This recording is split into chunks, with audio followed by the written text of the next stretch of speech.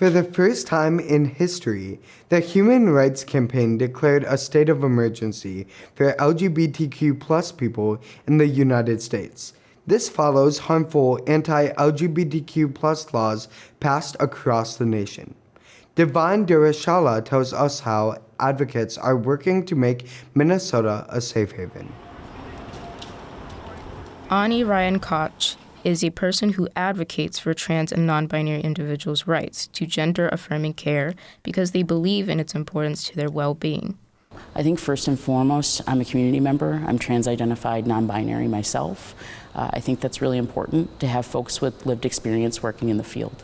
Trans and non-binary folks benefit from gender-affirming care because it's an evidence-based practice that there are certain procedures and mental health interventions that are well documented to treat gender dysphoria. We know from research that folks having access to certain health interventions that again are evidence-based actually treat the gender dysphoria and lead to them having better health outcomes overall, easier time socially, just being their authentic and true self, being able to be a full contributing member of society as a result.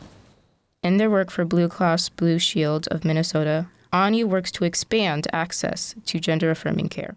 The way that I would make trans and non-binary folks, have more access to care, to medically necessary gender-affirming care, is really, again, to point back to the existing standards and research. And so if we go by that evidence that already exists, again, as opposed to individual feelings or lack of information, I think that's the best first step. There's been more than 75 anti-LGBTQ+ bills signed in the U.S.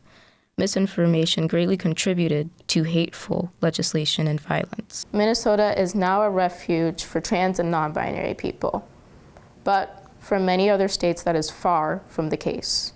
I recently had an opportunity to travel out of state to do a conference, and I decided not to go because it was in a state that is doing a lot of pretty terrifying things for the trans community. Ani believes when it comes to gender-affirming care, other states can follow Minnesota's lead, beginning with a safe conversation. A thoughtful and direct conversation about how you're feeling can be gender-affirming care. Maybe why a kiddo is questioning their gender or why they're, asking to be called a different name. Reporting for 360 Journalism and Blue Cross Blue Shield, I'm Devyne Duorshola.